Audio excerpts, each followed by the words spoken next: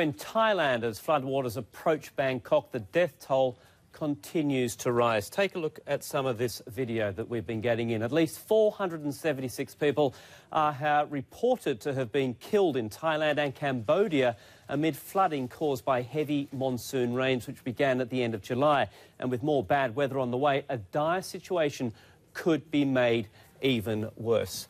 Take a look at this map. You see here these blue areas in Thailand. That shows you the parts of the country that are most affected by the flooding. And Cambodia, which I mentioned, is just to the southeast here. But alone in Thailand, about 8 million people are believed to be feeling the effects of the flooding, and that's so far. So as you might have expected, it's having certainly a big impact across the country. Let's give you some stats here. According to a report by HSBC economist Fred Newman, already some 700,000 homes have been destroyed, and now floodwaters are advancing towards Bangkok. On Monday, the Thai Prime Minister Yingluck Shinawatra ordered canal dredging and reinforcement of flood prevention embankments to protect the capital. But as is so often the case, the rural areas are really feeling the brunt of this. The report estimates that 3.4 million hectares of farmland have been inundated by the floodwaters. It's not just that, though. Manufacturing is also taking a hit. Take a look at this. In Ayutthaya province, that's about 80 kilometres north of the capital, 200 factories are reportedly damaged by flooding. Honda told CNN that it's halted production at its plant in Thailand. It did that on October the 4th, and that factory will stay closed until at least tomorrow. That's 8 days.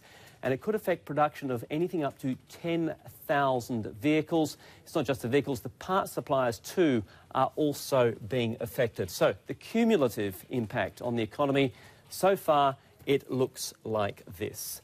HSBC estimates that Thailand's fourth quarter GDP could fall by as much as 1 percentage point, down to 3.9%.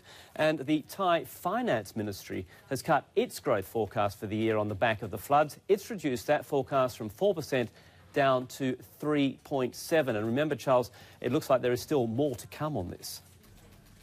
Yeah, well, I mean, GDP clearly growing pretty fast, you know, 3.9% in one quarter, if that's what the statistics are saying, unless that's year on year. But why is GDP taking such a hit?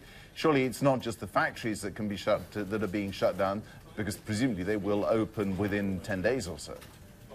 Yeah, you're absolutely right, Charles. It's not only the manufacturing sector that's taking a hit. The Thai farming industry is also taking a beating. Now, according to HSBC, about 1.5 million hectares of paddy fields have been destroyed and another 1 million hectares are at risk. Now, Thailand is the world's biggest exporter of rice, so you can see why that might hurt the country's GDP, not to mention the farmers themselves. So take a look at this chart. This gives you a very good idea of just how much production is going on. These are the top 10 rice exporters in the world, according to HSBC. And as you can see, the top 5, they include Pakistan, the US, India and Vietnam. But quite some distance ahead is Thailand. The US Department of Agriculture says that Thailand exported about 10 million metric tonnes of rice in 2010, but according to HSBC's latest figures, the country has slashed its harvest forecast by 16% from 25 million tonnes down to 21 million tonnes.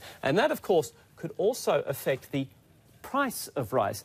Take a look at this chart. It shows that the price of rice was up almost 7.5% between March and August, Charles. Now, that's well ahead, as you can see, of other foodstuffs, and with this latest flooding, it could set to rise even further. So all in all, the impact on Thailand, or the impact of the floods on Thailand, is not going to be limited by the looks of it just to the country, though it's going to be bad enough there, but also it could ricochet around the world in the form of food price inflation. So we're going to be watching this one pretty closely.